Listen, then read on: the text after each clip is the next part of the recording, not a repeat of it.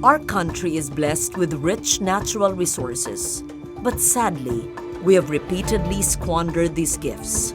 We are destroying nature's fragile treasures over time, but there is still a glimmer of hope.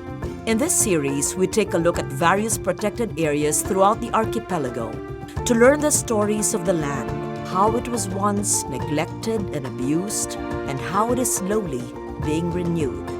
This is Lauren Legarda, and I present Our Fragile Earth, Protected Areas of the Philippines.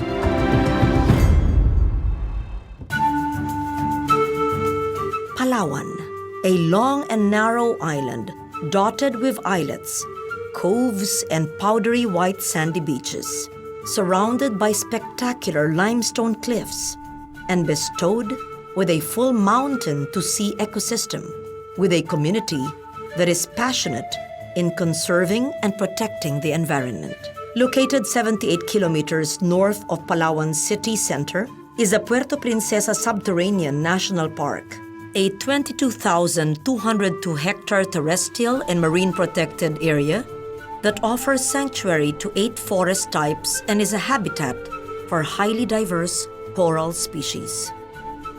Meron tayong almost 700 hectares of marine. Out of that numbers, meron tayong areas na no-take zone. Isa na ho dito ang nasa harap ng Central Park Station kung saan nandito tayo ngayon. No-take zone po itong mga area ito hanggang po doon sa underground river. Beneath the magnificent structure lies the centerpiece of this amazing natural architecture, an 8.21-kilometer section of the Cabayugan River that emerges into the waters of the West Philippine Sea. The river's lower half is brackish and is affected by tidal influence, making it a remarkable natural occurrence. The river's cavern is considered one of the most magnificent cave systems in the world. Inside are remarkable and spectacular rock formations that are home to 9 species of bats and 2 species of swiftlets. Oh, very unique yung PPSRNP, no? Dahil sa lahat nga ng mga protected area sa buong Pilipinas, siya yung isa sa nataguriang World Heritage Site. At the same time, kakadeclare lamang ng 7 Wonders of Nature at yung pagiging Ramsar Wetland of International Importance. So sa lahat ng designation na to, yung parke na to yung sa tingin natin nakapag-create ng isang malaking identity na matatawag na pwede siyang ariin ng buong Pilipinas at ng buong mundo. With this new development in the underground river, especially when we discover the 21-million-year-old fossil. It's a 20-million-year-old fossil of Acerenia. No? It has placed Puerto Princesa in the world map, and definitely because of this heritage, we'll be we'll be having more tourists coming in, and will help Puerto Princesa economically.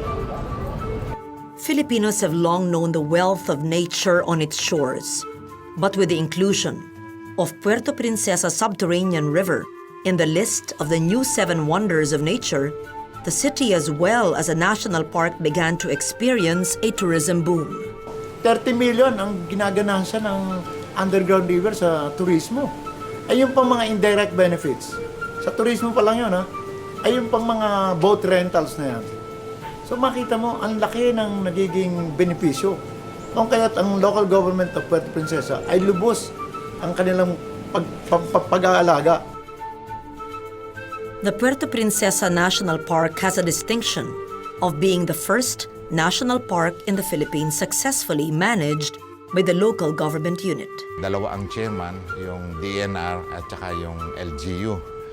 Co-chair yan. Tapos ang members niyan ay from the environment, DNR, Penro, Senro, tapos nandyan din yung PCSD kasi para sa environment at saka mga NGOs, yung mga political leaders nung 4 na barangay na covered nung park, pati ng mga tribal heads na nakatira dyan sa loob ng park na yan.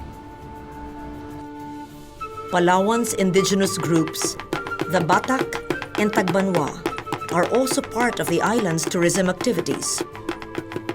They are able to incorporate their indigenous skills and knowledge into the economic activities of the city.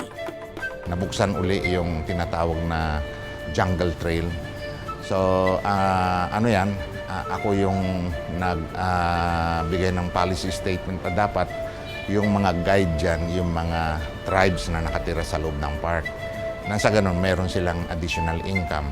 Ngayon, ang sabi ko nga, i-develop yung trail na yan na yung mga guides, alam nila, halimbawa itong kahoy na ito, food tree ito, kinakainan ng ibon ito, ganyang ibon, ganyang month yan na namumunga, para magkaroon ng side trip, para doon sa mga yung mahihilig sa bird photography o doon sa mahihilig sa ibon, para makita nila na halimbawa wild birds wild feeding kung anong panahon ng taon. Ganon din yung mga animals. So sa pamamagitan yan, magkaroon sila ng income. Eco-friendly business practices that promote a low-carbon lifestyle are strictly implemented. Lahat ng gagawin namin, pinag-iisipan namin maigi kung malakas sa kuryente o hindi. Kailangan low energy lang siya.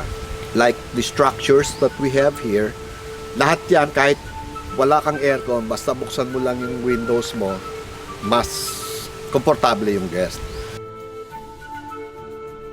Communities are taking notice of the impact of climate change on their fragile natural resources and tourism, and their vulnerability to rising temperatures. Along with natural hazards, tourism activities at the Puerto Princesa Subterranean National Park also pose threats to the environment.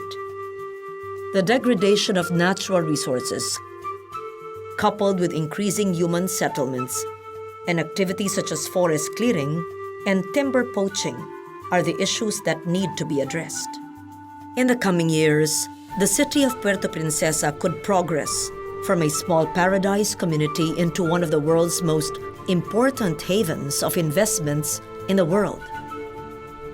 As early as now, we have to envision the kind of development that will sustain this God-given gift.